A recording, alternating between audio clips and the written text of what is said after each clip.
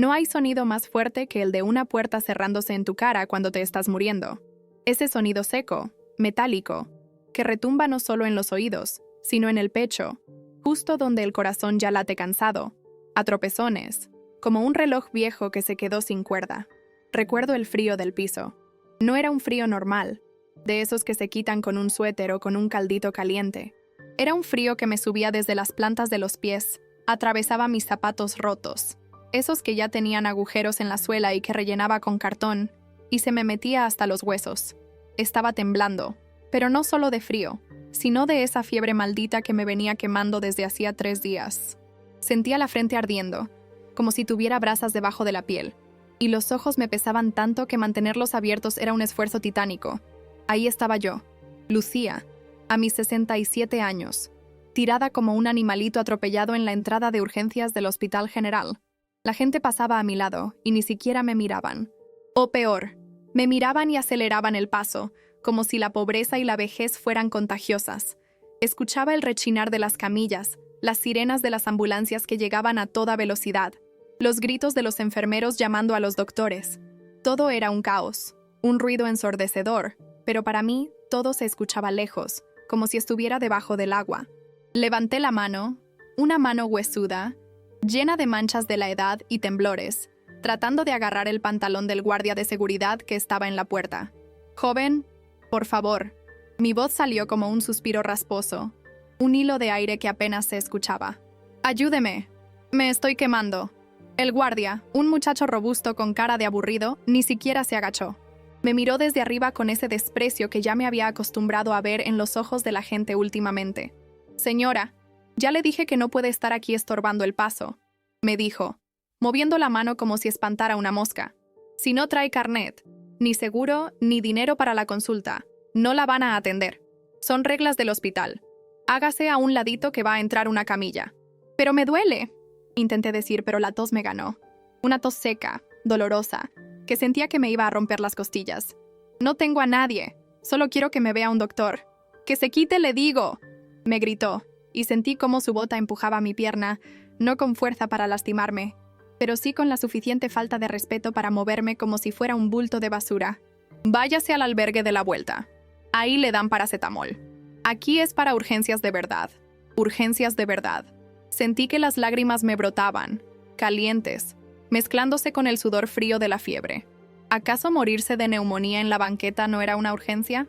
¿Acaso mi vida valía menos porque mi bolsa estaba vacía y mi ropa estaba vieja? Me arrastré unos centímetros hacia la pared de concreto, tratando de hacerme bolita para que la gente no me pisara. Cerré los ojos y le pedí a Dios, no que me curara, sino que ya me llevara. «Ya estuvo bueno, Señor», pensé. «Ya sufrí mucho. Si esta es tu voluntad, que sea rápido».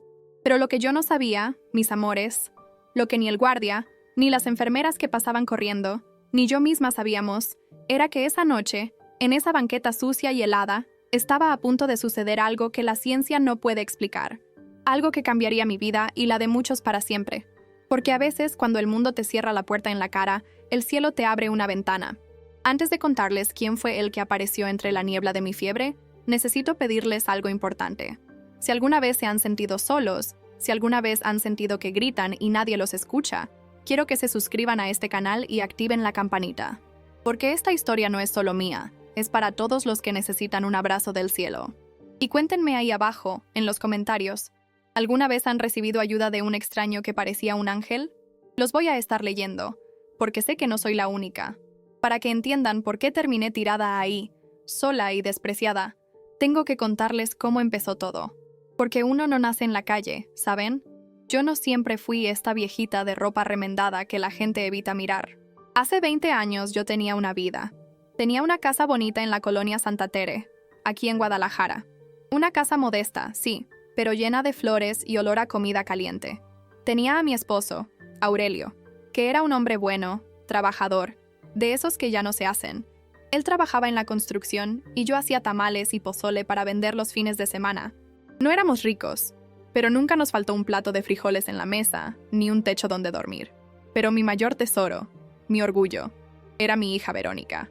Ay, Verónica, si la hubieran visto de niña, tenía unos ojos grandes, color miel, y una sonrisa que iluminaba el cuarto. Yo la amaba con esa locura que solo las madres conocemos. Cuando Aurelio murió en un accidente de obra, cuando a ella apenas le faltaba un año para terminar la prepa, yo me juré ante la tumba de mi viejo que a nuestra hija no le iba a faltar nada. Y cumplí. Vaya que cumplí. Me levantaba a las 4 de la mañana a moler el maíz. Mis manos, que ahora ven llenas de artritis y callos, en ese entonces eran fuertes. Lavaba ropa ajena, limpiaba casas, vendía comida. Todo, absolutamente todo, era para Verónica.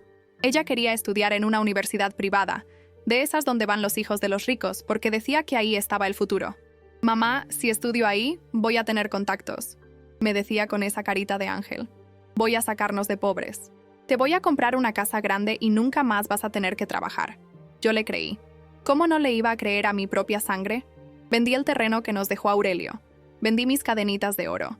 Me quedé con 2 vestidos y un par de zapatos para pagar sus colegiaturas, sus libros y esa ropa de marca que ella decía que necesitaba para encajar. Fueron años duros. A veces yo comía solo una tortilla con sal para que ella pudiera llevar su almuerzo completo. A veces yo me aguantaba el dolor de muelas para que ella pudiera ir al dentista a blanquearse los dientes. Pero no me importaba. Cada vez que la veía salir arreglada, con sus libros bajo el brazo, yo sentía que mi sacrificio valía la pena. Pero poco a poco, algo cambió. Conforme Verónica avanzaba en la carrera y hacía nuevas amistades, empezó a alejarse. Al principio eran detalles. Ya no quería que yo fuera a recogerla a la escuela. «No vayas, mamá», me decía nerviosa. «Es que mis amigas van a ir a una plaza y tú... Bueno, tú estás cansada. Mejor espérame en la casa». Luego, dejó de invitar a sus amigos a nuestra casita. Decía que le daba pena que vieran que el techo tenía humedad o que los muebles eran viejos. Yo, tonta de mí, me endeudé en Coppel para comprar un sofá nuevo, pensando que así ella se sentiría orgullosa. Pero cuando lo vio, solo hizo una mueca. «Ay, mamá, ese color es de nacos». Pero bueno, gracias. Esa palabra, nacos, nunca la había usado antes. Pero empezó a usarla para todo lo que tenía que ver con nuestra vida. Mi comida era de nacos. Mi música era de nacos. Mi forma de hablar. El día de su graduación fue el primer golpe directo al corazón. Yo había ahorrado durante meses, guardando peso tras peso en un bote de café debajo de mi cama, para comprarme un vestido decente. Era un vestido azul marino, sencillo, pero nuevo. Me peiné, me puse un poquito de labial y estaba lista, con el corazón hinchado de orgullo, esperando a que ella me dijera a qué hora nos íbamos. Pero Verónica salió de su cuarto, vestida con su toga y birrete, y se quedó parada en la sala, mirándome con lástima. «Mamá», empezó jugando con las llaves de un coche que su novio rico le prestaba. «Es que, fíjate que solo me dieron 2 boletos para la ceremonia, y se los di a la familia de Ricardo. Es que sus papás son muy importantes y me pueden conseguir trabajo. Tú entiendes, ¿verdad?» Sentí como si me hubieran dado una cachetada. Me quedé helada, con mi bolsa de mano apretada contra el pecho. «¿No voy a verte recibir tu diploma?», pregunté, con la voz temblorosa. «Pero hija, yo pagué esa carrera. Yo lavé pisos de rodillas para pagar esa carrera». «Ay, mamá, no seas dramática», resopló ella, rodando los ojos. «Luego te enseño las fotos. Además, te vas a aburrir. Hablan mucho en inglés, y tú no entiendes nada. Mejor quédate aquí y hazme ese mole que te sale rico para cuando regrese, ¿va?» Y se fue. Se fue y me dejó ahí, vestida y alborotada, llorando en silencio en el sofá de nacos que aún no terminaba de pagar. Ese fue el principio del fin. Verónica se casó con Ricardo, el muchacho de dinero. Se fue a vivir a una zona residencial en Zapopan, a esas casas que tienen guardias en la entrada y bardas altas electrificadas. Al principio me llamaba una vez a la semana. Luego, una vez al mes. Luego, solo en Navidad. Yo me fui haciendo vieja. Las fuerzas se me acabaron. Ya no podía lavar ropa ajena porque la espalda no me daba. El dinero se fue terminando. Perdí la casita de Santa Tere porque no pude pagar los impuestos y las reparaciones. Terminé rentando un cuartito de lámina en las orillas de la ciudad, donde el viento entra por todos lados y el polvo lo cubre todo. Y entonces llegó la enfermedad. Empezó como una gripa mal cuidada, pero con la mala alimentación, porque a veces solo me alcanzaba para un bolillo y un café al día, se convirtió en algo peor. Empecé a tener fiebre todas las noches. Me dolía el pecho al respirar. Mis piernas, cansadas de tanto caminar, empezaron a fallar. Hace 3 días, cuando vi que ya no tenía ni un peso en la bolsa y que la fiebre me hacía alucinar, me tragué mi orgullo. Tengo que buscar a mi hija, pensé. Ella no me va a dejar morir. Es mi sangre. Yo le di la vida. Junté las pocas monedas que tenía, Tomé 2 camiones y caminé casi 2 kilómetros bajo el sol hasta llegar a su fraccionamiento. Mis zapatos rotos me lastimaban, pero la esperanza me mantenía en pie. Cuando llegué a la caseta de vigilancia, el guardia no me quería dejar pasar. ¿A quién busca?, me preguntó, mirándome de arriba a abajo. A la señora Verónica Ortega de Castillo, dije, tratando de enderezarme para parecer más digna. Soy su madre. El guardia se rió. Sí, se rió en mi cara. ¿Usted? ¿La mamá de la señora Verónica? No me haga reír, doña. La señora Verónica es gente fina. Usted parece... Bueno, usted no parece su mamá. Llámela, por favor, supliqué. Dígale que Lucía está aquí, que me siento muy mal. A regañadientes, el guardia marcó por el interfón. Vi cómo hablaba, cómo asentía, y luego me miró con sorpresa. Dice que pase, pero que vaya por la entrada de servicio, la que está por el jardín de atrás. Que no toque el timbre principal. No me importó. Entré caminando por esas calles perfectas, con pasto verde y coches que costaban más de lo que yo ganaría en 10 vidas. Llegué a la casa de mi hija. Era una mansión enorme, blanca, moderna. Fui a la puerta de servicio, como me indicaron, y ahí estaba ella. Verónica salió. Llevaba ropa deportiva de marca, el pelo perfectamente planchado, y olía a perfume caro. Me miró, y en sus ojos no vi preocupación, ni amor. Vi asco. ¿Qué haces aquí, mamá?, fue lo primero que dijo. Ni un hola, ni un ¿cómo estás? Hija, me apoyé en la pared porque sentía que me desmayaba. Estoy enferma. Tengo mucha fiebre. No tengo dinero para el doctor ni para medicinas. No he comido bien en días. Ayúdame, por favor. Solo necesito un poco de dinero para ir al médico y comprar algo de comida. Verónica miró hacia los lados, nerviosa, como si tuviera miedo de que sus vecinos la vieran hablando con la viejita pordiosera. Mamá, no puedes venir hacia mi casa. Mira cómo hueles a sudor, a viejo. Ricardo va a llegar en cualquier momento, y si te ve aquí se va a molestar. Él odia que le pidan dinero. Pero soy tu madre, Verónica. Las lágrimas se me salieron. Yo te di todo. Vendí mi casa para que tú vivieras aquí. Eso fue hace años, gritó ella en voz baja, siseando como una serpiente. Ya supéralo. No es mi culpa que no hayas sabido administrarte. Mira, ten. Sacó de su bolsa un billete de 200 pesos y me lo extendió con la punta de los dedos, como si yo tuviera lepra. Toma esto y vete. Vete al hospital civil, ahí es gratis. Y por favor, no vuelvas a venir sin avisar. Me avergüenzas. En ese momento algo se rompió dentro de mí. No fue el corazón, porque ese ya estaba roto desde hacía mucho. Fue la esperanza. Tomé el billete porque el hambre es canija y no conoce de dignidad, pero sentí que me quemaba la mano. Dios te perdone, hija, le dije con la voz quebrada. Sí, lo que digas. Ya vete, que ahí viene el jardinero, dijo ella, y me cerró la puerta en la cara. Me regresé caminando, llorando, con el sol quemándome la espalda y la fiebre subiendo cada vez más. Con los 200 pesos compré algo de comida en una tienda, pero mi estómago estaba tan cerrado que apenas pude probar bocado. El resto lo guardé para el camión y para ver si me alcanzaba para alguna medicina. Pero la fiebre empeoró. Esa noche empecé a delirar en mi cuartito de lámina. Al día siguiente, apenas pude levantarme. Sabía que si me quedaba ahí, me iba a morir sola, y que me encontrarían días después por el olor. Así que, con las últimas fuerzas que me quedaban, me fui al hospital. Y así llegué a donde empecé esta historia. Tirada en el piso de urgencias, rechazada por el guardia, con la visión nublándose. Sentía que el mundo giraba. Las luces blancas del techo del hospital empezaron a dar vueltas y a convertirse en manchas borrosas. El ruido de la gente se fue apagando, como cuando le bajas el volumen al radio poco a poco. Aquí quedé, pensé. Aquí se acabó la historia de Lucía. Mis rodillas cedieron. Ya no pude sostenerme más. Me dejé caer, esperando el golpe duro contra el suelo frío. Cerré los ojos, preparándome para el impacto, preparándome para el final. Pero el golpe nunca llegó. En lugar del suelo duro, sentí unos brazos fuertes que me sostenían. Unos brazos firmes, pero increíblemente suaves, me atraparon en el aire antes de que tocara el piso. Abrí los ojos con dificultad. Todo estaba borroso, pero pude distinguir una silueta. No era el guardia. No era un enfermero corriendo con prisa, era un hombre. Un médico. Llevaba una bata blanca, impecable, tan blanca que parecía que tenía luz propia, a diferencia de las batas grises y arrugadas que había visto en los otros doctores.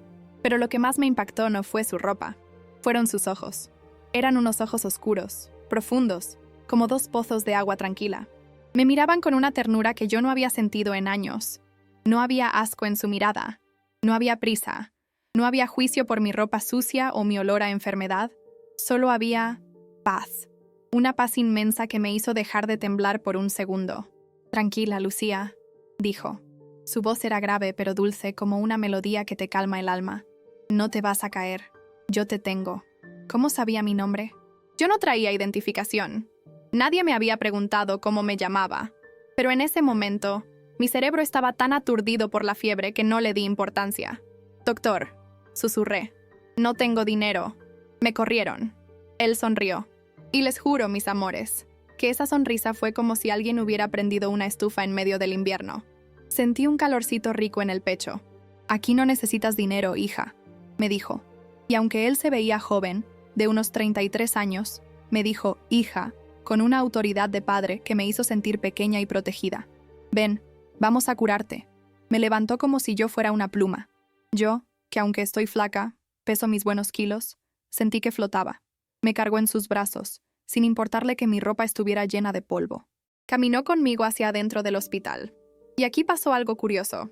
El guardia que me había corrido, el que me había empujado con la bota, estaba ahí parado. Pero cuando pasamos frente a él, el guardia ni se movió. Miraba hacia donde estábamos, pero parecía que no nos veía. Era como si fuéramos invisibles para él. Pasamos las puertas automáticas, pasamos la sala de espera llena de gente tosiendo y llorando, y nadie nos detuvo. El médico me llevó por un pasillo largo que yo no había visto antes. Era un pasillo silencioso, limpio, donde no se escuchaba el caos de afuera. Abrió una puerta y entró a un consultorio pequeño, sencillo, pero muy iluminado. Me depositó con cuidado sobre la camilla. El colchón era suave, no como esas piedras forradas de plástico que suelen tener. Me acomodó la cabeza sobre una almohada fresca. «Tienes mucha fiebre», dijo, poniendo su mano sobre mi frente. Su mano. ¡Dios mío, su mano! No estaba fría como la de los doctores que usan guantes de látex. Su mano estaba tibia, y al tocarme, sentí una corriente eléctrica suave que recorrió todo mi cuerpo. El dolor de cabeza, ese que sentía como martillazos, disminuyó al instante. «Tengo sed», murmuré. Tenía la boca seca como lija. «Lo sé», dijo él. Se dio la vuelta, y de una mesita, tomó un vaso con agua. Me ayudó a incorporarme un poco, y me acercó el vaso a los labios. «Bebe despacio». El agua estaba fresca, deliciosa. Sentí cómo bajaba por mi garganta y me revivía.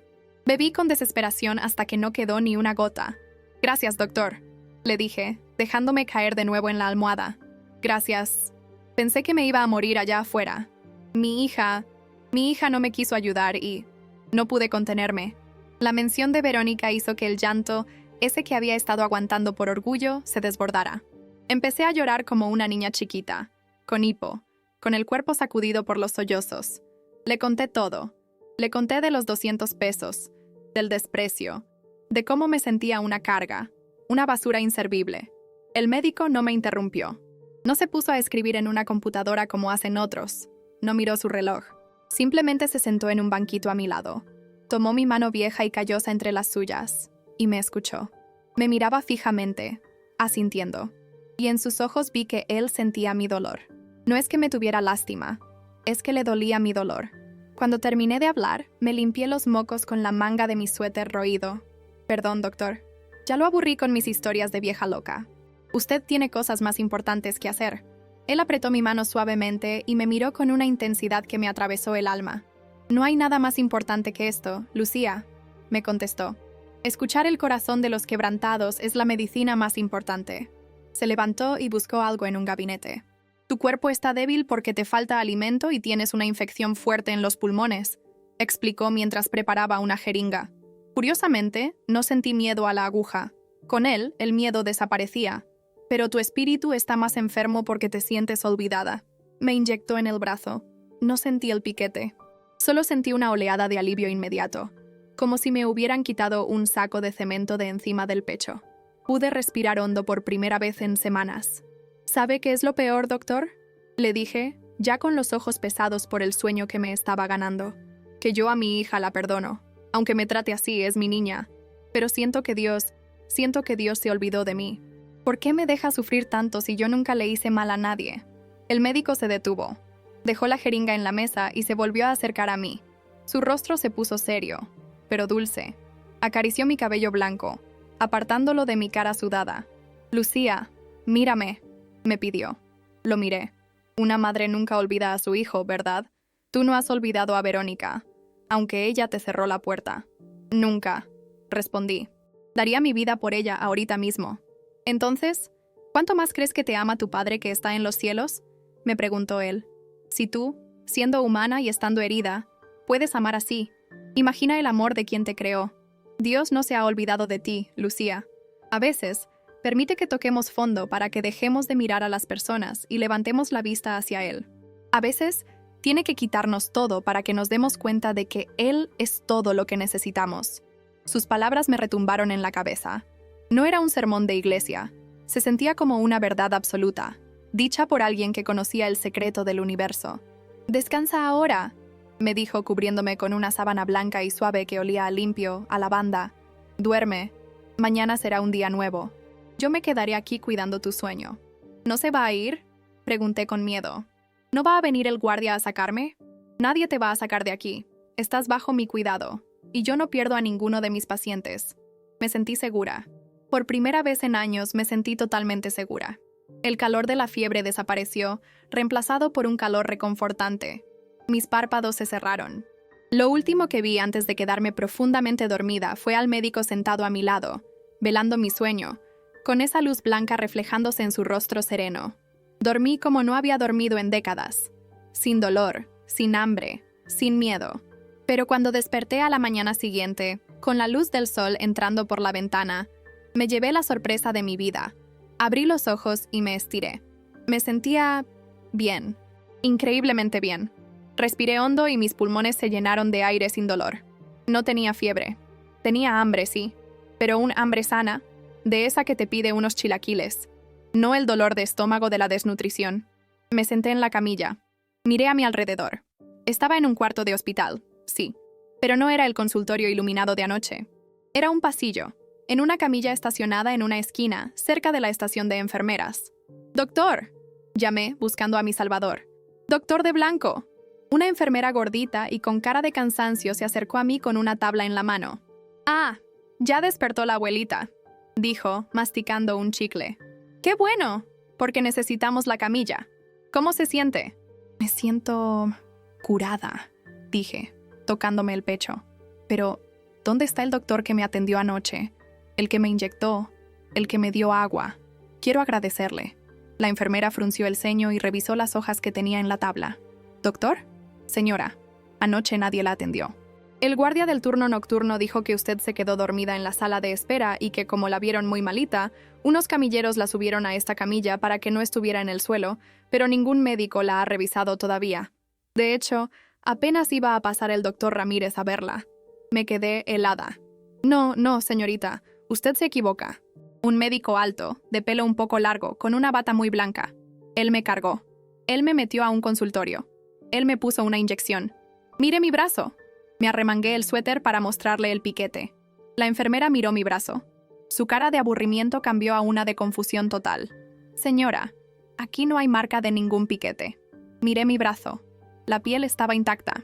Vieja y arrugada, sí, pero sin rastro de aguja, ni moretón, ni la gotita de sangre que siempre queda. Pero yo hablé con él. Insistí, sintiendo que el corazón me latía rápido. Él me dio agua. Me dijo que me cuidaría. Me curó. Míreme. Ayer me estaba muriendo de neumonía y hoy respiro bien. La enfermera me puso el termómetro y me revisó la presión. Sus ojos se abrieron como platos. «Pues, tienes signos vitales de una muchacha de 20 años. De hecho, mejor que los míos». Me quedé callada, mirando mis manos. Ya no temblaban. Esas manos que ayer parecían ramas secas a punto de quebrarse, hoy tenían color. Sentí un calorcito en el pecho, justo donde ese hombre había puesto su mano al decirme, «No temas». Y entonces, como si me cayera un balde de agua fría, pero de esa agua bendita que despierta el alma, lo entendí. No había registro, no había cámaras, nadie lo conocía. Se me llenaron los ojos de lágrimas, pero no de tristeza, sino de una gratitud tan grande que sentí que el corazón no me cabía en el pecho. «Señorita», le dije a la enfermera, con una voz firme que hacía años no me salía, No se preocupe por buscar al doctor, ya sé quién es. Y créame, él no necesita checar tarjeta de entrada en este hospital. La enfermera me miró como si estuviera loca, anotó algo en su libreta y se fue moviendo la cabeza, murmurando sobre pacientes seniles. Pero yo sabía. Una madre sabe cuando alguien la mira con amor verdadero. Y hacía tanto tiempo, que nadie me miraba así. En ese momento entró el doctor Ramírez, el verdadero médico de guardia. Un hombre bajito, con cara de cansado, y ojeras de quien lleva 3 turnos seguidos. Traía mis radiografías en la mano y venía frunciendo el ceño, como si los papeles lo hubieran ofendido. A ver. Doña Lucía, ¿verdad? Dijo sin mirarme, peleándose con las hojas. Me reportaron que llegó anoche casi en coma, con una neumonía severa, deshidratación grado 3 y posible fallo renal. Así llegué, doctor, contesté tranquila. Pues aquí hay un error de laboratorio o me trajeron los papeles de otra paciente, dijo, levantando una radiografía hacia la luz. Señora, estos pulmones están limpios. No hay mancha, no hay líquido, no hay infección. Sus riñones están filtrando perfectamente. Si no fuera porque la veo aquí en la camilla de urgencias, le diría que usted está más sana que yo. Me revisó la garganta, me escuchó el corazón, me tomó el pulso, una y otra vez. Se quitaba los lentes, los limpiaba con la bata y volvía a mirar los resultados. Es imposible, murmuraba. ¡Clínicamente imposible! Anoche los paramédicos reportaron estertores, fiebre de 40 grados. ¿Qué tomó? ¿Quién la medicó? Ya le dije a la enfermera, doctor. Fue un médico de blanco, muy amable. Aquí todos vestimos de blanco, señora, resopló él impaciente. Pero no hay medicina en el mundo que cure una neumonía en 6 horas. Ni la penicilina más cara hace eso. Yo solo sonreí. Tenía hambre. Un hambre voraz, de esas que dan cuando uno ha estado enfermo mucho tiempo y de repente la vida regresa al cuerpo. Doctor, ¿me puedo ir? No, ¿cómo cree? Tengo que dejarla en observación. Esto es muy raro. Además, necesitamos contactar a un familiar. Trabajo social dice que usted llegó sola. ¿Tiene hijos? ¿Alguien que se haga responsable? Esa pregunta. Esa maldita pregunta fue la que borró mi sonrisa. ¿Tenía hijos? El estómago se me hizo un nudo. No por el hambre, sino por el recuerdo. Cerré los ojos, y aunque el hospital olía a limpio y a alcohol, de repente me llegó el olor a lluvia y a tierra mojada de ayer. Para que entiendan por qué el milagro de esta mañana fue tan grande, tienen que saber lo que pasó ayer. Tienen que saber por qué llegué a este hospital pidiendo morir. Tengo una hija, Verónica, mi única hija. Mi esposo murió cuando ella tenía 5 años. Se me fue en un accidente en la obra, y me quedé sola, en una casita de lámina allá por las orillas de Tonalá, con una niña chiquita y ni un peso en la bolsa. ¿Saben lo que es eso? ¿Saben lo que es lavar ropa ajena hasta que las manos te sangran para que a tu hija no le falten zapatos para la escuela? Yo vendí tamales, lavé pisos, cuidé niños ajenos, planché camisas hasta las 3 de la mañana. Todo por Verónica, porque ella era lista, muy lista. Mamá, yo no voy a ser pobre, me decía desde chiquita. Y yo, tonta de mí, me sentía orgullosa. Eso, mija, usted estudie, usted llegue lejos. Y llegó lejos. Vaya que llegó lejos. Se casó con un hombre de dinero, un ingeniero importante. Se mudaron a una zona residencial de esas que tienen pluma en la entrada y guardias que te miran feo si no traes carro del año. Al principio me visitaba, luego solo me llamaba. Y los últimos 3 años, si yo no la buscaba, ella no sabía si su madre seguía viva. Pero ayer no tuve opción. Me habían subido la renta de mi cuartito. El dueño, un señor que no entiende de razones, me dijo: Lucía, o me pagas los 2 meses que debes o te saco las cosas a la calle mañana. Eran 1,500 pesos. 1,500 pesos que para Verónica son una cena, pero para mí eran el techo sobre mi cabeza. No tenía a quién más acudir. Me tragué mi orgullo, ese orgullo de madre que no quiere molestar, y tomé 3 camiones para llegar a su casa en Puerta de Hierro. Llegué empapada. Había caído una tormenta de esas que inundan Guadalajara en 10 minutos. Mis zapatos, que ya tenían agujeros en la suela, iban haciendo chof, chof a cada paso. El guardia de la entrada no me quería dejar pasar. ¿A quién busca?, me preguntó con asco, viéndome el rebozo mojado y la bolsa de plástico donde traía mis papeles. A la señora Verónica de la Garza, dije usando su apellido de casada, porque el mío, el Sánchez, ya se le había olvidado. ¿Usted qué es de ella? ¿La del aseo? Soy su madre, dije bajito. El guardia se rió, pero llamó por el interfón. Me dejaron pasar, pero me advirtieron. Por la banqueta, señora, no pise el pasto. Caminé hasta esa casa enorme, que parece un castillo, con sus ventanales de vidrio y sus coches de lujo estacionados afuera. Había música, risas. Se oía el tintineo de copas. Tenían fiesta. Toqué el timbre, temblando de frío y de vergüenza. Me abrió una muchacha de servicio, con uniforme más limpio que mi mejor vestido. ¿Sí? Busco a Verónica. Dile que es su mamá. La muchacha me miró con pena y me dejó en el recibidor. Espere aquí, no pase a la sala que está mojando el piso, me dijo. Y ahí me quedé, escurriendo agua sucia sobre el mármol blanco, escuchando las risas de mi hija en la otra habitación. Salió Verónica. Dios mío, qué hermosa estaba. Traía un vestido de seda color crema, zapatos de suela roja, joyas que brillaban más que mis ojos llenos de lágrimas. Pero cuando me vio, su cara no fue de amor, fue de terror, de vergüenza. «¿Mamá? ¿Qué haces aquí?», susurró cerrando la puerta de la sala para que sus invitados no me vieran. «¡Mírate! Estás empapada, estás ensuciando todo. Tengo invitados importantes, mamá. Está el socio de mi esposo». «Hija, perdóname», le dije, y me odié por pedir perdón. «No vendría si no fuera urgente. Me van a echar del cuarto, Verónica. Necesito 1,500 pesos. Solo eso. Te los pago en cuanto venda mis bordados». Ella soltó una risita nerviosa, de esas que duelen más que un insulto. ¿1,500 pesos? Mamá, por Dios. Siempre es lo mismo contigo. Dinero, dinero, dinero. ¿Crees que yo los imprimo? Hija, mira tus zapatos. Mira tu casa. Eso es de mi esposo. Me cortó con los ojos echando chispas. Yo no puedo estarte manteniendo. Además, hueles mal, mamá. Hueles a humedad, a viejo. ¿Cómo se te ocurre venir así? En ese momento se abrió la puerta de la sala y salió un hombre elegante, con una copa en la mano. «Mi amor, ¿quién es?», preguntó, mirándome de arriba abajo con curiosidad. Verónica se puso pálida. Me miró a mí, luego a él, y entonces dijo las palabras que me rompieron el corazón más que cualquier enfermedad. Es una señora que vino a pedir caridad. Ya se iba. Le estaba diciendo que aquí no damos limosna. Sentí que el suelo se abría. Mi propia hija, la niña a la que le curé las rodillas raspadas, la que dormía en mi pecho cuando tenía miedo a los truenos, me estaba negando frente a un extraño. «Ah, ya veo», dijo el hombre, y sacó un billete de 50 pesos de su cartera. «Tenga, señora. Cómprese algo y por favor, use la puerta de servicio para salir». Verónica tomó el billete y me lo puso en la mano. Su mano estaba caliente, suave, perfecta. La mía estaba helada y temblorosa. «Vete, mamá. Por favor, vete», me susurró al oído. «Y no vuelvas a venir sin avisar. Me avergüenzas». No tomé el billete. Se cayó al suelo, sobre el mármol mojado. Me di la media vuelta y salí. No dije nada.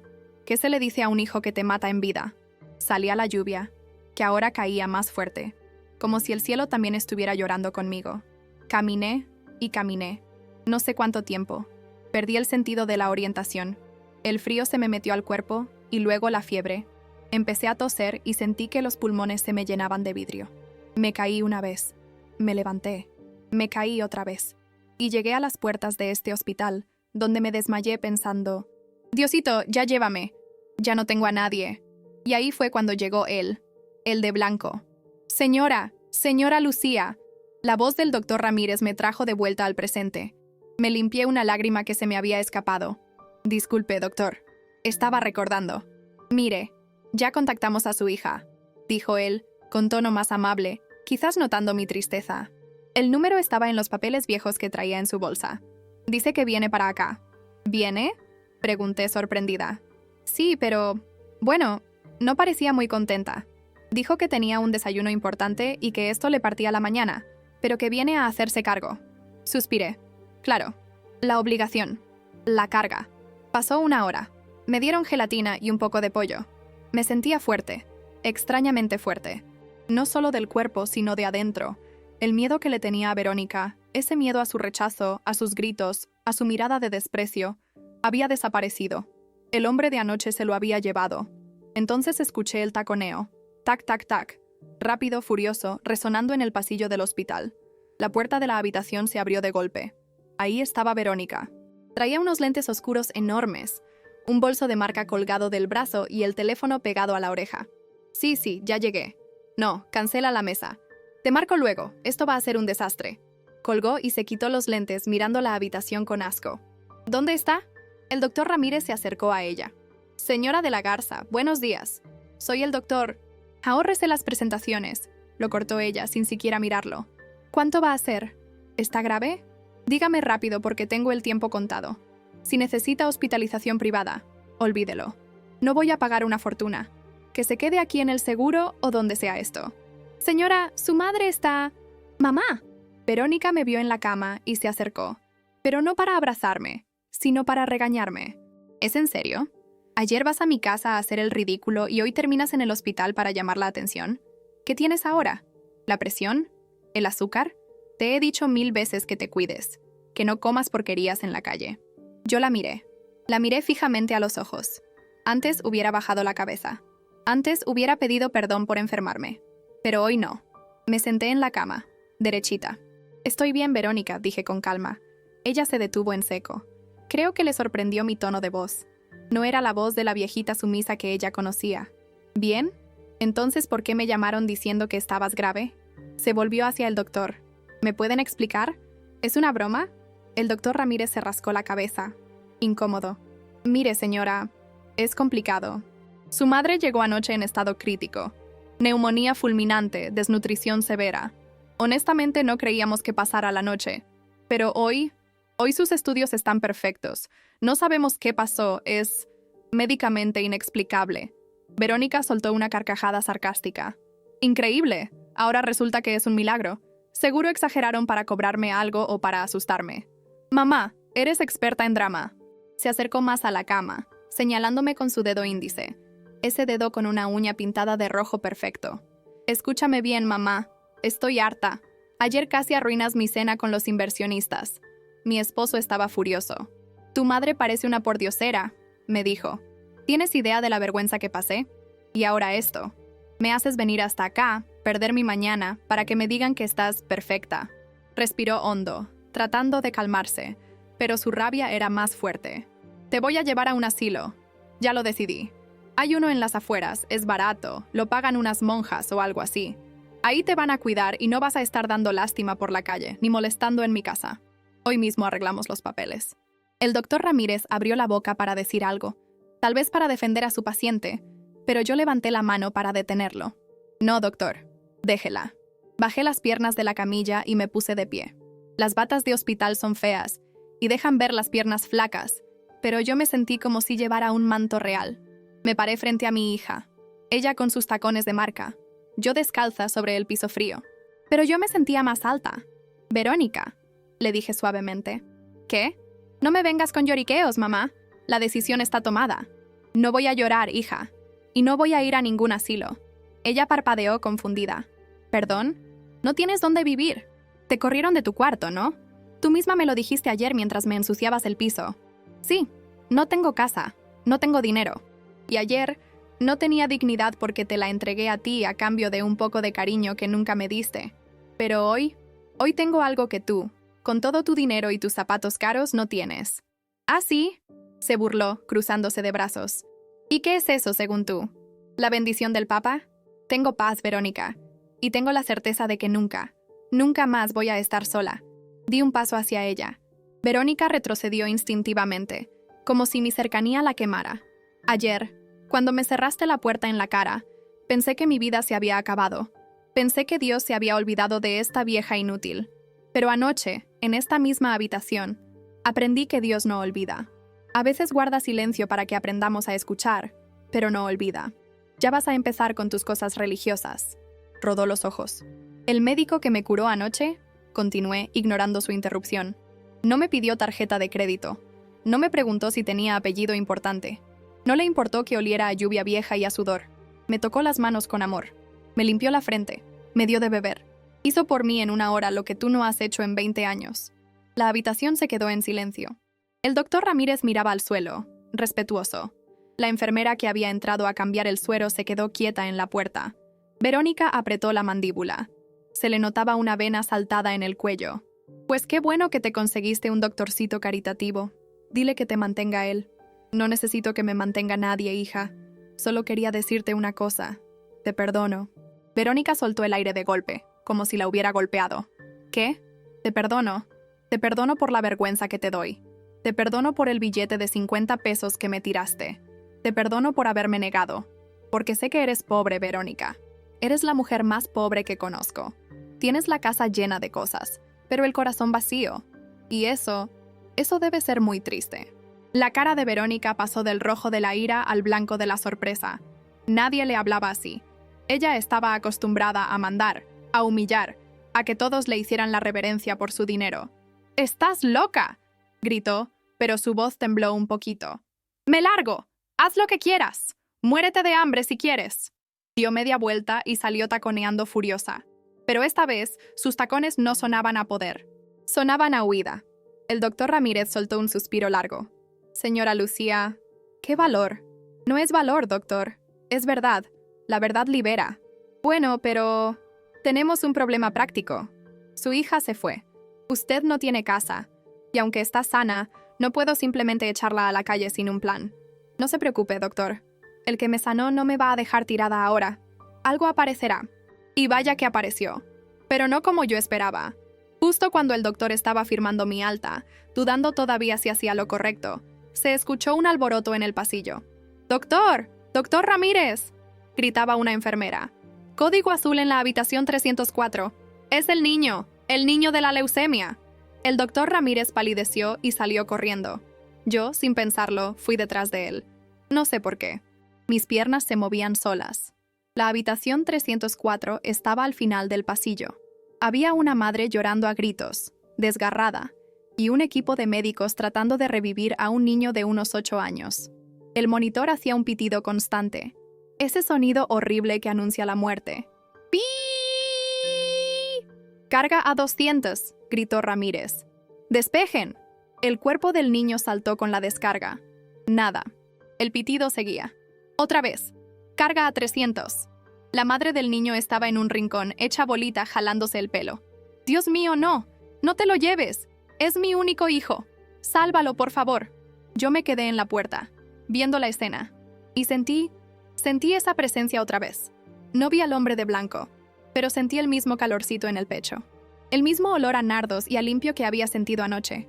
Me acerqué a la madre. Nadie me detuvo porque todos estaban enfocados en el niño. Me arrodillé junto a ella y le puse la mano en el hombro. «Señora», le dije al oído, «pídale a él, pero pídaselo con fe. Él está aquí». La mujer me miró con los ojos hinchados. «¿Quién?». «El médico de médicos. Está aquí. Yo lo sé. Acaba de pasar por mi lado». La mujer cerró los ojos y gritó, pero no con desesperación, sino con una fuerza que le salió de las entrañas.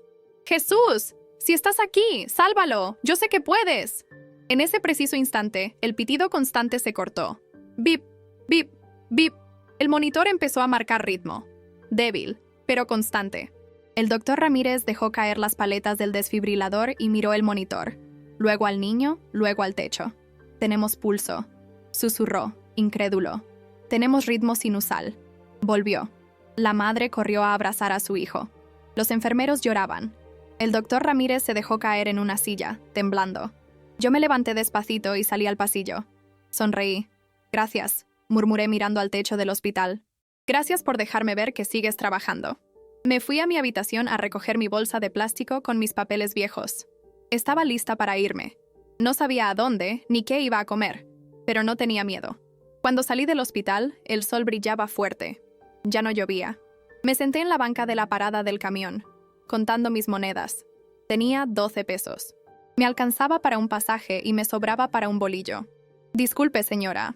Escuché una voz a mi lado. Volteé. Era una mujer joven, vestida de traje sastre, pero con cara de angustia. Estaba llorando mientras hablaba por teléfono, pero colgó cuando me vio. «Dígame, señorita». La vi salir del hospital. La vi en el pasillo, cuando revivió el niño. Yo soy la tía de ese niño. «Ah, bendito sea Dios que el niño está bien». «Sí. Oiga, va a sonar muy raro, pero cuando usted se acercó a mi hermana, vi algo. No sé cómo explicarlo. Usted brillaba. Y tengo un problema muy grande, señora. Mi mamá, la abuela del niño, está muy sola en casa. Yo trabajo todo el día. Mi hermana vive en el hospital con el niño. Necesitamos a alguien de confianza que la cuide, que le haga compañía. No es un trabajo pesado, solo es estar ahí. Ofrecemos cuarto, comida y un sueldo semanal. La miré al cielo azul. ¿Y por qué me lo ofrece a mí? Soy una vieja desconocida que acaba de salir de urgencias. La muchacha se secó las lágrimas y sonrió. Porque cuando usted le habló a mi hermana, trajo paz a un lugar donde solo había muerte. Y eso no se compra en ninguna agencia de empleos. ¿Aceptaría? Sonreí. Acaricié la cicatriz invisible en mi brazo, donde anoche sentí el pinchazo que no dejó marca. Claro que acepto, mija. Claro que sí. Me subí al coche de esa muchacha, dejando atrás el hospital, el hambre y el rechazo de Verónica. Pero lo que yo no sabía es que Verónica no se había ido tan tranquila como parecía. Mientras yo iba camino a mi nueva vida, mi hija estaba en su coche, a unas cuadras del hospital, llorando y golpeando el volante. El motor de su auto de lujo estaba apagado, pero su cabeza iba a 1000 por hora. Mis palabras se le habían clavado como espinas. Eres la mujer más pobre que conozco. Verónica sacó su teléfono. Marcó el número de su esposo. Bueno, contestó él, seco como siempre. Ricardo, necesito que hablemos. Estoy ocupado, Verónica. ¿Es sobre tu madre? Ya te dije que no quiero problemas. Sí, es sobre ella. Y es sobre nosotros. Ricardo, creo que estamos viviendo mal. ¿De qué hablas? ¿Estás borracha? Son las 11 de la mañana. No, estoy despierta. Por primera vez en años estoy despierta. Verónica colgó. Se miró en el espejo retrovisor. Vio su maquillaje corrido, sus ojos vacíos. Y por primera vez, vio lo mismo que yo vi. Una niña asustada disfrazada de mujer rica. Ella arrancó el coche y dio una vuelta en U prohibida. No iba a su desayuno. Iba de regreso al hospital. Necesitaba saber quién era ese médico. Necesitaba saber qué había pasado realmente anoche. Porque si su madre, la mujer a la que ella había despreciado, tenía esa paz, ella la quería también. Verónica entró corriendo al hospital, buscando al doctor Ramírez. Lo encontró en la cafetería, tomando un café con las manos temblorosas. «Doctor», dijo ella sin aliento, «necesito ver las cámaras de seguridad». «Señora de la Garza, ya se llevó a su madre». «No, mi madre se fue, pero necesito ver quién entró a su habitación anoche. Necesito ver al médico de blanco. Pago lo que sea». El doctor Ramírez la miró fijamente. «No tiene que pagar nada. Venga, yo también quiero ver». Fueron al cuarto de seguridad. El guardia, un hombre gordo que comía una torta, los miró con fastidio, pero puso la grabación. «Cámara 4, pasillo de urgencias, de 2:00 am a 4:00 am», pidió Ramírez. La pantalla mostró el pasillo gris y silencioso. Se veía mi puerta. 2:15 am, nadie entra. 2:30 am, nadie entra. 3:00 am. La imagen parpadeó. Una estática rara, como lluvia blanca, cubrió la pantalla por 2 segundos. Y luego, cuando la imagen volvió, la puerta de mi habitación estaba entreabierta. Una luz que no venía de las lámparas del techo salía de adentro. Era una luz suave, dorada, que se derramaba hacia el pasillo. «¿Qué es eso?», preguntó Verónica con la voz ahogada. «No sé, parece un fallo eléctrico», dijo el guardia. Pero entonces en la pantalla se vio salir una sombra. No una sombra, una silueta. Un hombre alto, de espaldas. La bata era tan blanca que en la cámara de visión nocturna parecía brillar. El hombre caminó por el pasillo. No caminaba rápido, ni lento, flotaba. Pasó junto al mostrador de enfermeras, donde 2 enfermeras estaban cabeceando de sueño. Ninguna lo vio. Llegó a la puerta de salida, y ahí fue donde Verónica soltó un grito y se tapó la boca. Porque el hombre, antes de salir, se detuvo y volteó. El hombre, antes de salir, se detuvo y volteó lentamente hacia la cámara de seguridad. No era un movimiento brusco, ni amenazante. Era deliberado. Verónica se aferró al brazo del doctor Ramírez, clavándole las uñas, pero ninguno de los dos podía apartar la vista. La imagen en la pantalla, aunque estaba en blanco y negro, y tenía ese grano típico de las grabaciones nocturnas, mostró su rostro con una claridad imposible.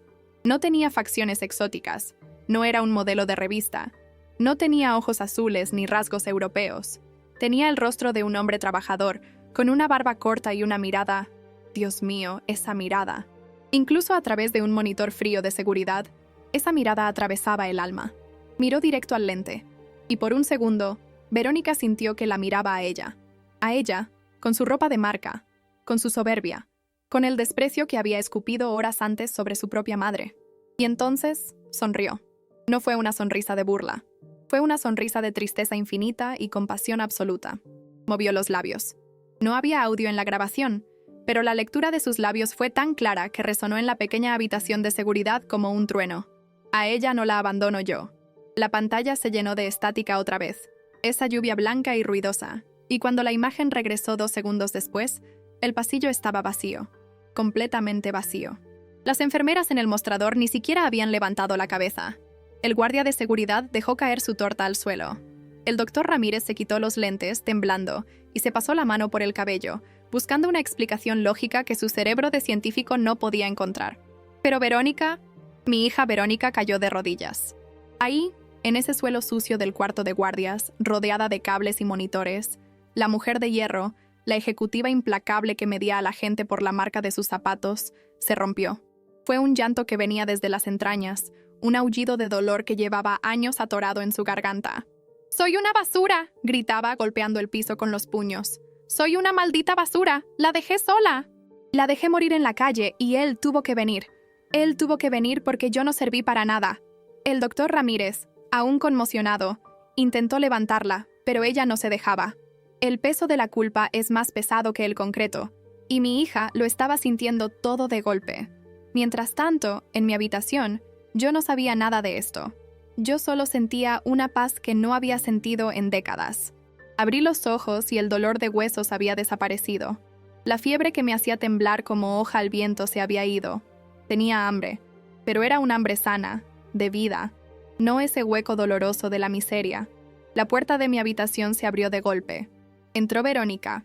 Tenía el maquillaje corrido, los ojos hinchados y rojos, y ya no caminaba con ese taconazo arrogante.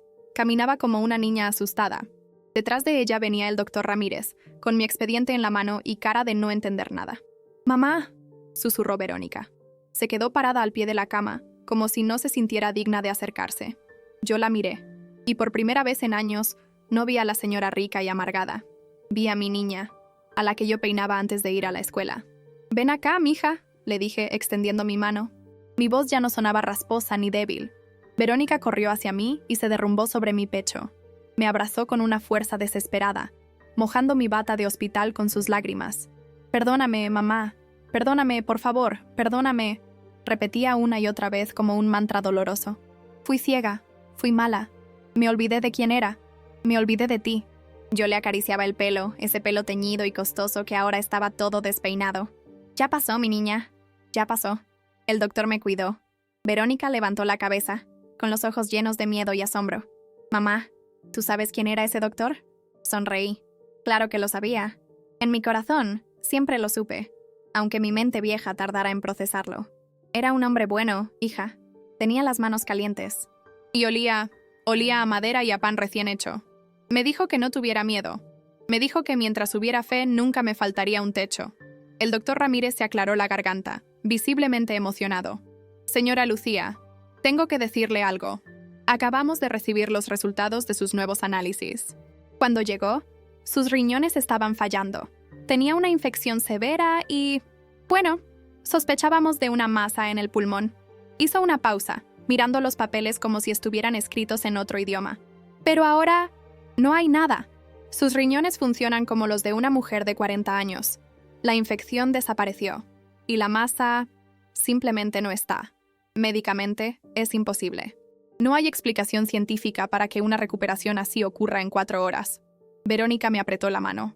«No fue medicina, doctor», dijo ella con la voz firme. «Fue él. Lo vimos en la cámara.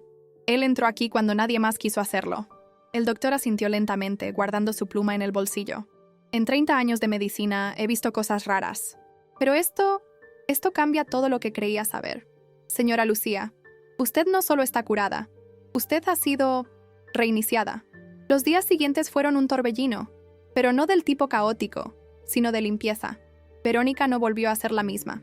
Esa misma tarde, llamó a su marido y le dijo que no regresaría a la casa grande hasta que él entendiera lo que había pasado.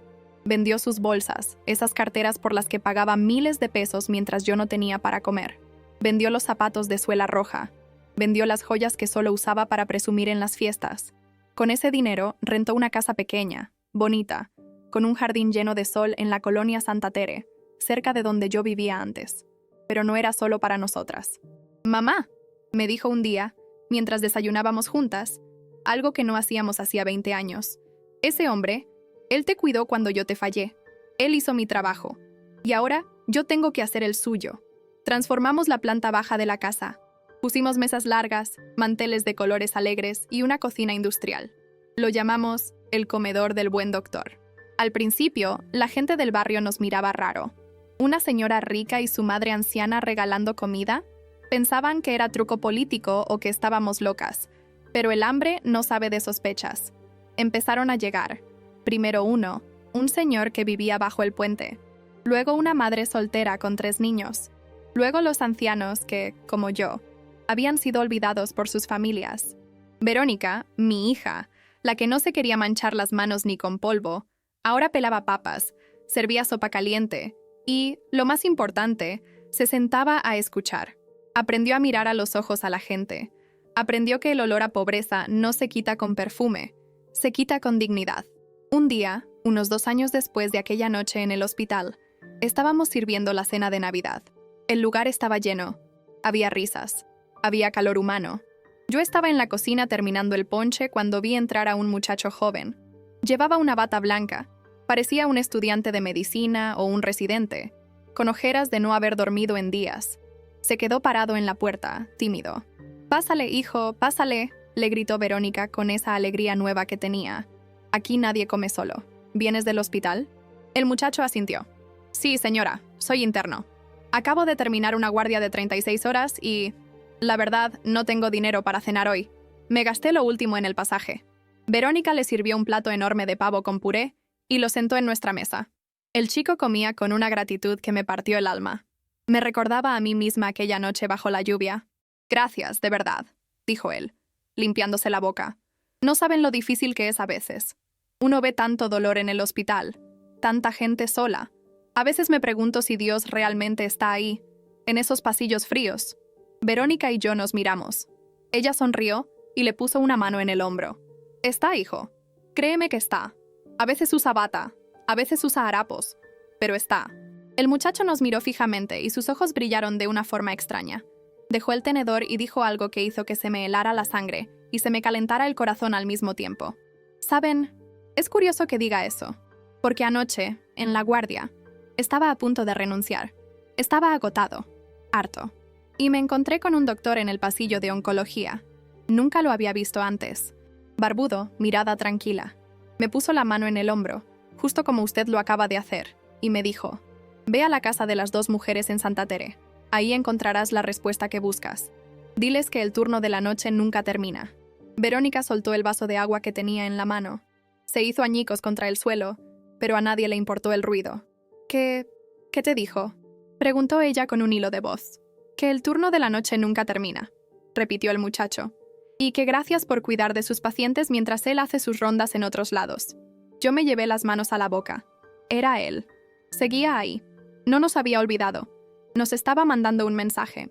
Nos estaba diciendo que lo que estábamos haciendo en ese comedor no era solo dar comida, era continuar su guardia. El muchacho nos miró confundido por nuestra reacción. ¿Lo conocen? Lo busqué en el directorio para agradecerle la recomendación, pero no aparece ningún doctor con esa descripción en la nómina del hospital. Verónica empezó a llorar, pero esta vez eran lágrimas de una felicidad que no cabe en el cuerpo. Se levantó y abrazó al muchacho. «No, no está en la nómina», dijo ella entre sollozos. «Él es el dueño del hospital y del mundo entero». Desde ese día, el comedor se llenó aún más. Y cada vez que entra alguien con hambre, cada vez que veo a un anciano temblando de frío, veo al doctor de blanco. Lo veo en sus ojos cansados. Lo veo en sus manos sucias. Ahora tengo 85 años. Mis piernas ya no son tan fuertes, pero mi corazón late con la fuerza de un motor nuevo. Verónica es otra mujer. Las arrugas le han salido de tanto sonreír, no de amargura. Hemos salvado a cientos, hemos dado miles de platos de sopa. Pero les voy a decir algo, y quiero que me escuchen bien, sobre todo ustedes que creen que la vida se trata de acumular cosas y de quedar bien con la sociedad. Esa noche en el hospital, yo creí que mi castigo era la soledad, creí que mi dolor era la enfermedad, pero estaba equivocada. El verdadero castigo, la verdadera enfermedad mortal, es la ceguera del alma que tenía mi hija, y la que tienen muchos de ustedes. Vivimos en un mundo donde si no tienes dinero, eres invisible. Donde si eres viejo, eres un estorbo, donde pasamos por encima de la gente tirada en la calle para no ensuciar nuestros zapatos caros. Y lo que me aterra, lo que me hace despertar en las noches sudando frío, no es el recuerdo del hambre. Es pensar en cuántas veces, antes de esa noche, él estuvo ahí y no lo vimos. ¿Cuántas veces tocó a mi puerta disfrazado de mendigo y no le abrí? ¿Cuántas veces fue el niño que vendía chicles y ni siquiera lo miré? ¿Cuántas veces fue la vecina sola a la que nunca saludé? El milagro no fue que me curara el cáncer. Eso es fácil para él. El milagro no fue que apareciera en una cámara de seguridad. El verdadero milagro, y a la vez la tragedia más devastadora, es darnos cuenta de lo poco que merecemos su amor y de cuánto lo desperdiciamos. Verónica y yo tuvimos una segunda oportunidad. Una oportunidad comprada con lágrimas de sangre y con una humillación divina que nos puso de rodillas. Pero tú que me estás escuchando, tal vez no tengas una cámara de seguridad para avisarte. Tal vez hoy te cruzaste con él en el tráfico y le pitaste con furia. Tal vez hoy te sirvió el café y ni las gracias le diste. Tal vez hoy es tu madre, esa a la que no llamas hace meses porque estás muy ocupado. No esperes a ver al hombre de blanco en un video cuando sea demasiado tarde, porque la próxima vez que sientas que alguien te mira con una compasión que no entiendes, o que una mano te toca con una ternura que no es de este mundo, ten cuidado, ten mucho cuidado y baja la cabeza, porque podrías estar frente al rey del universo, y si tu corazón está tan duro como estaba el de mi hija, él simplemente seguirá caminando hacia la siguiente habitación. Y te aseguro, no hay infierno más frío que quedarse solo en el pasillo cuando él apaga la luz y se va.